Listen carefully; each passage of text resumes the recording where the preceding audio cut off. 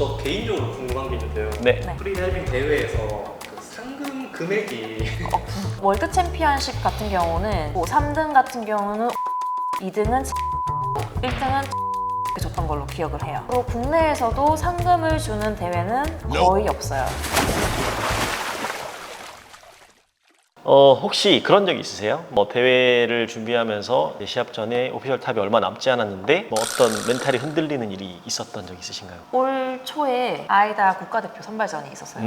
그 대회를 나갔는데 대회 이제 오피셜 레인에 들어갔어요. 오디오 기계가 소리가 나오고 있었어요. 2미니트 오피셜 탑을 하는데 근데 좀 작게 들렸거든요. 근데 들리긴 들렸어요. 그래서 이제 집중을 하고 있었는데 갑자기 한 20초 정도 지나서 육성으로 어떤 여자분이 2미니트 오피셜 탑 한 번 더 한 거예요. 근데 이제 오디오가 있는데도 불구하고 육성으로 네. 얘기를 한다? 그럼 나는 육성을 따라가야 된다고 생각을 그쵸. 했거든요. 네네네. 그런데 오피셜 오디오는 또 1분 30초를 얘기를 하고 있어요. 근데 그건 무시했어요. 육성에 맞춰서 이제 하고 있었는데 갑자기 1분에서 육성이랑 오피셜 오디오랑 같이 1분이라고 얘기를 하는 거예요. 갑자기 20초 정도가 날아가 버린 거죠. 네. 그러면은 오피셜 탑하고 10초 이내에 들어가야 되거든요. 네. 그러면 내가 이대로 패턴을 유지한다면 30초에 들어갈 수밖에 없는 상황이 돼버린 거예요. 네, 그 순간 짧은 순간 막 생각을 했어요. 이거는 사고야. 이건 프로테스트를 해서 재경기를 할 수 있어 라는 걸 알고 있었어요. 네. 근데 이미 저는 준비를 마친 상태이기 때문에 이게 지나가면은 그 패턴이 깨어지기 때문에 최선을 다하자 하고 출수를 했는데 종전의 제 기록보다는 좀 많이 못 미치는 기록에서 나왔어요. 근데 네네. 상태가 제가 생각했던 것보다는 조금 괜찮았어요. 그래서 조금 더 가볼 수 있지 않았을까라는 생각이 들었는데 근데 출수 직전에 제가 들었던 생각은 이미 이 다이빙은 망쳤어 라는 생각을 했던 것 같아요. 그래서 그때 이제 결과를 보고 선발이 되지 않는다면은 재경기 신청을 하고 선발이 된다면은 그냥 여기서 마무리를 짓자라고 해서 그냥 3위로 결과를 마무리를 했었어요. 3위로 입상을 하셨구나. 그래도 삑사리가 나도 3위네요. 제가 운이 좋았죠. 그때 기록이 얼마나 나왔었죠? 그때 182 180? 정도였던 것 같아요. 그 전년도에 제가 그 부르가스 월드 챔피언십 갔을 때 183m를 했었거든요. 그리고 원래 제 기록은 그때 205가 최고 기록이었기 때문에 네네네. 많이 못 미치는 기록이었죠.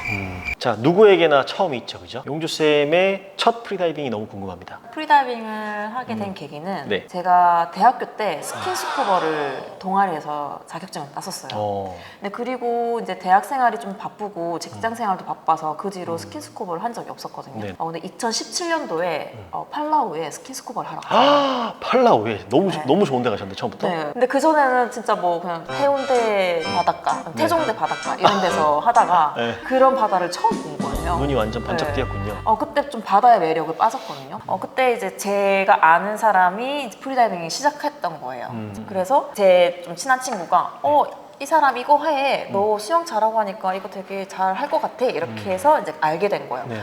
그래 프리다이빙 한번 해볼까? 이렇게 생각을 하게 돼서 프리다이빙을 이제 인스타로 알아보고 이제 강사랑 접촉하고 프리다이빙 시작하게 됐는데 제 직업이 원래 건축을 전공을 했었어요. 네네. 근데 건축을 전공을 하다가 직장 생활을 하다가 대학원에 갔어요. 그래서 대학교를 졸업을 하고 이제 시간 강사로 학교에서 계속 학생들을 가르치고 있었어요. 방학 때는 저는 시간이 많이 남잖아요. 그러면 이제 방학 때는 강사 활동도 하고 네. 이제 학기 중에는 학생들 가르치고 이렇게 해야겠다라는 생각으로 이제 다이빙을 시작을 하게 됐었습니다. 네, 또 다른 얘기 한번 들어보겠습니다. 선수가 된 계기가 있을까요? 네, 계기가 확실하게 있어요. 네, 저의 첫 대회가 2018년도 그 미니 콤페티션이었거든요. 네네. 이제 그 뒤로 카페에서 또 다른 대회가 있었고 기록이 확 올라갔어요. 근데 이것도 우연인가? 내가 실력이 있는 건가?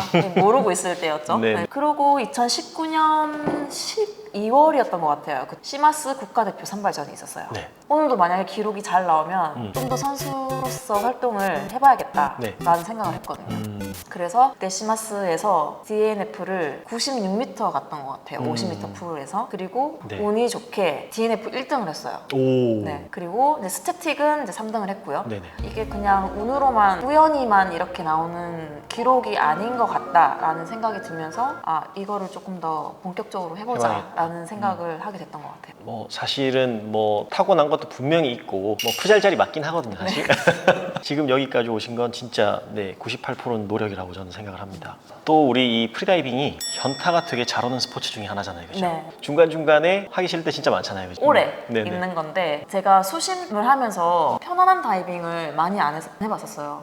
항상 불편한 다이빙들을 했는데 그래서 수심 트레이닝은 편하다라는 인지를 못 가지고 있었는데 아, 정말요? 근데 수심 트레이닝 하면서 깨달았던 건 뭐냐면 힘을 잘 빼야 된다. 릴렉스를 잘해야 된다. 그거를 인지하고 다시 돌아와서 인도어 트레이닝, 풀 트레이닝 하려고 하니까 풀 트레이닝은 진짜 인내와의 싸움이거든요. 그러니까 그런 다이빙들을 하기가 싫어진 거예요. 네. 자꾸 편한 다이빙만 하려고 했던 거죠. 그래서 호흡법도 바꿔서 초과호흡도 해보고 그렇게 많이 했었어요. 그래서 월챔 가기 전까지만 해도 마음을 못 잡았거든요. 한 2주 전부터 조금 마음을 잡기 시작해서 이제 조금 하기 싫은 마음은 많이 누그러진 상태거든요. 그래서 요즘에 좀 괜찮으신가요? 네, 요즘은 다이빙을 이렇게 월챔에서 돌아오고 나서 다이빙 네. 전체적으로 다 바꿨어요. 그거 운동 하나 바꿨는데 바로 작년에 기록으로 올라오더라고요. 저번 주 토요일에는 다이빙 PB까지 했습니다. 오, 진짜요? 네. 몇 미터 했어요? 208m 했습니다. 오, 나이스. 여러분, 말이 200m죠. 말이 200m입니다, 그죠? 자, 우리 현실적인 얘기도 좀 해볼까요? 네. 뭐 경제적인 걸 생각하지 않을 수 없을 건데 어떤가요? 저는 강사로서 활동도 많이 하고 있지 않고 네. 다른 직업을 지금 현재로서는 중단한 상태로서 네, 선수 네. 활동에 많이 집중을 집중하는 하고 상태고. 있어요. 네. 그래서 일단 모아놨던 네. 돈을 지금 탕진을 하고 있는 추세이긴 한데 그래도 아직은 조금 괜찮긴 한데 네. 있는 집인가요?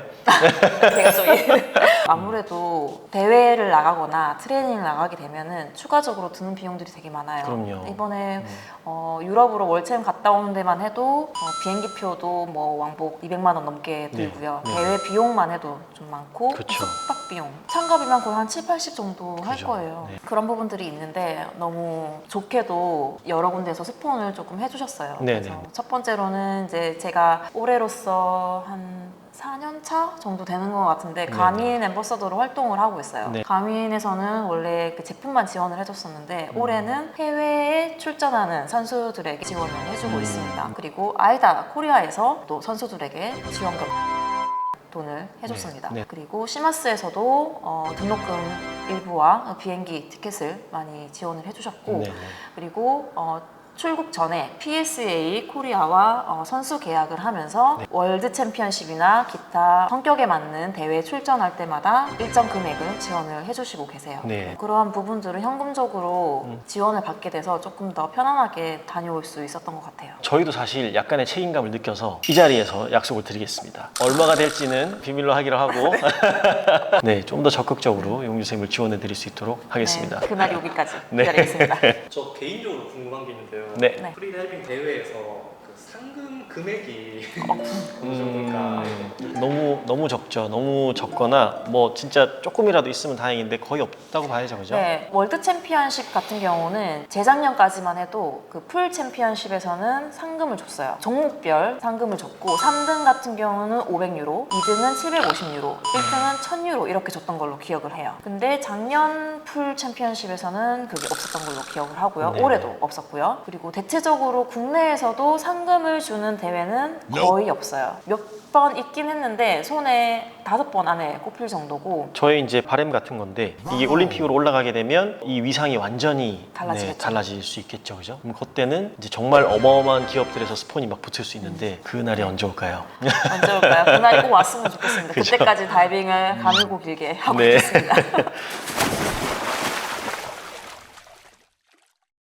사실 이렇게 선수분이 직접 나와서 너무 정말 아낌없이 말씀해 주셔서 너무너무 감사드리고요. 네, 오늘 어떠셨나요? 오늘 너무 재밌었어요. 이런 촬영도 처음이고 네. 많은 분들이 보고 다이빙의 매력을 조금 더 알아주셨으면 좋겠고 네. 다이빙을 시작하시면은 뭐 저처럼 그런 경쟁의 다이빙을 하면서 선수로서도 하실 수 있는 계기가 되었으면 좋겠습니다. 네, 오늘 말씀 너무 감사드리고 저희가 또 모실 겁니다. 네, 이렇게 옆에 계시니까 말씀도 너무 잘하시고, 네, 제가 따로 뭐 이렇게 막 안 해드려도 돼서 너무 좋네요. 자, 오늘도 네 시청해 주셔서 감사드리고 다음에 또 더 좋은 내용으로 만나 뵙도록 하겠습니다. 오늘도 릴렉스 하세요. 릴렉스 하세요.